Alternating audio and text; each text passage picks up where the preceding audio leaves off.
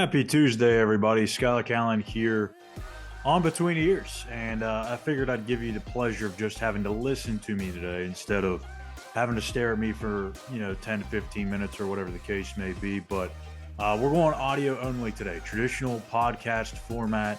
I've got a ton of stuff going on. Don't really have time to go through the graphics and all that good jazz. So we'll just keep it audio today. Tomorrow there will be no Between the Ears show as we have obviously signing day. We will have a signing day show, and I'll be joined by Christopher Hall, Eugene Napoleon. We'll chip in doing one interview with one of the signees, and we'll have a couple of those guys on. So it'll be a lot of fun. Make sure you tune in. Hit that subscribe button on YouTube at Mountaineers Now to be able to get notified when that goes live on YouTube. It'll also be on our site at mountaineersnow.com. So today, since it is signing day eve or the early signing period eve, figured we'd go through and touch base on kind of what to expect tomorrow. I do have a article version of this out on the site as the National Signing Day primer we do every year. Kind of a quick synopsis of what the Mountaineers have in their back pocket right now, what they can expect to get, and maybe some of the movement we can expect elsewhere. So let's go ahead and dive right into it. Yesterday, huge news as West Virginia struck gold not only once, not twice, but thrice as they picked up three commitments in the transfer portal.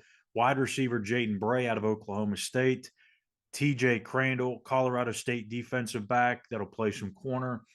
And then they also rounded out things for the day with Ty French, the true elite pass rusher from the FCS level of Gardner Webb, and huge commitments. Jaden Bray, I had been told was leaning to West Virginia, but thought that there was some possibility that he'd be taking other visits. So them wrapping things up with him was good news. That Neil Brown has talked about it for a while now that they wanted to get an established receiver that they could put in there with these young cats that they have in Gallagher and Ray. They were able to take care of that.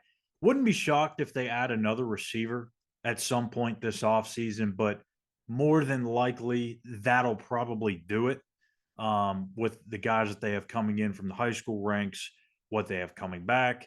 But wouldn't be shocked if they do add one more. They did lose four guys via the portal, so there is an opportunity there for them to add. But as they stand right now, they're actually over the scholarship limit. So there's going to be some reductions to this roster as we currently sit. So take for that what you will. The two defensive guys, Ty French, I felt pretty good on, but couldn't get a solid read on him. So this is a huge, huge upgrade for West Virginia. They haven't had a true pass rusher like this in a long, long time, especially not in Neil Brown's tenure at West Virginia. So this is an immediate upgrade. It's somebody that'll make an immediate impact. He has to. He's only a 1 year eligible guy, and I think he's going to be able to do that right from the get go. Ty French, massive get, but I think maybe the biggest of the three is TJ Crandall because, to be quite honest with you, he's the biggest surprise of the three. TJ had visited UCLA, had been in talks with other schools as well, but it really came down to UCLA and West Virginia. I talked to him a couple of times throughout the past week, and I kind of got the sense that he was leaning UCLA prior to the West Virginia visit. He takes the West Virginia visit over the weekend, and throughout the last 2 or 3 days, I kind of sensed a bit of a shift in where he was leaning. Got the sense that it was going to be West Virginia, but there was still that chance that it was going to be UCLA. I would say I felt 55-45, maybe 60-40 in favor of West Virginia. And then I towards the end, I was like, it might be 65-45 West Virginia. But nonetheless, it was still somewhat the biggest surprise because there was an actual other finalist or another team in hot pursuit for him that he had already taken a visit to. So huge news on that front. He's going to be able to come in and compete for a spot right away, whether it's to start or be a rotational guy.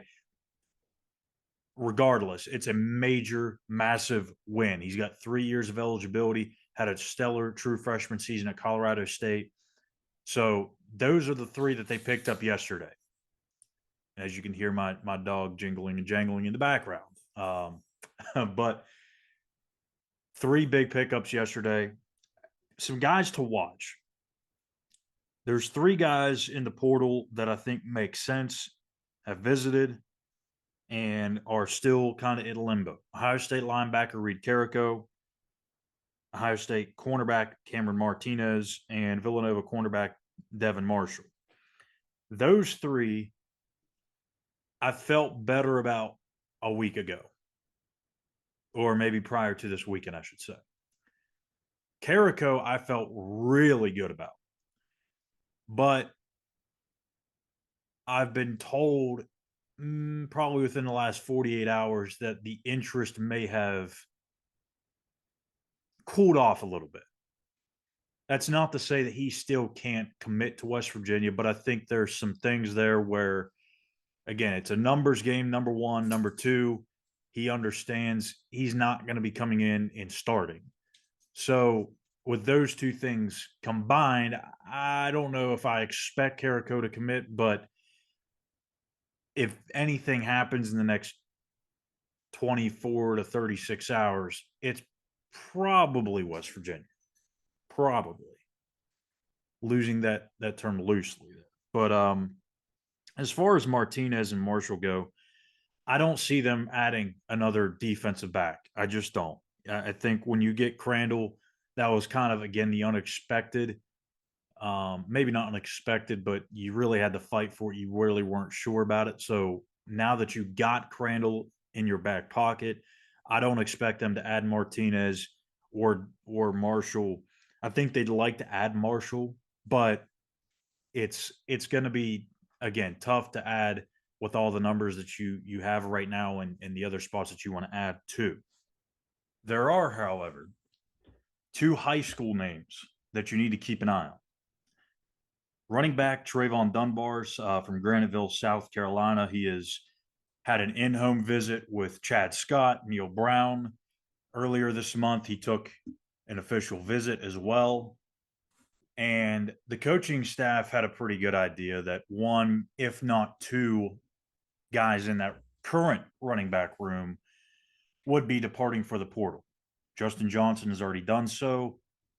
Maybe there's one more coming after the bowl game, potentially. Either way, they want to add a second running back in this class. They already have Dior Hubbard. But Trayvon Dunbar is a load, man. I mean, he is physical. He's got a nice burst to him. He's a really good, I would call, combo back. He can do a little bit of the power, yet he's got some finesse to him. He's a really, really interesting back, and I think is going to be somebody that can play fairly early in his career at the next level. So my assumption is that Dunbar will be a Mountaineer. That's my assumption. Again, it's very hard to forecast what these 17 and 18-year-old kids are going to do, but all signs are pointing to Dunbar signing with West Virginia. The other, and hold on to your seat for this one, Rick Darius Farmer, UCF wide receiver commit, previously committed to Pitt. West Virginia's been in the mix for a long time and has stayed persistent, have stayed hot on the heels of both Pitt and UCF whenever he was committed to each of those schools and is still committed to UCF. He took his official visit to Morgantown last weekend, or well, 2 weekends ago. And if I had to put a number on it, I would say 70%, maybe 75% that he's a Mountaineer. Technically, I would go much, much, much higher than that with what I've been told. However,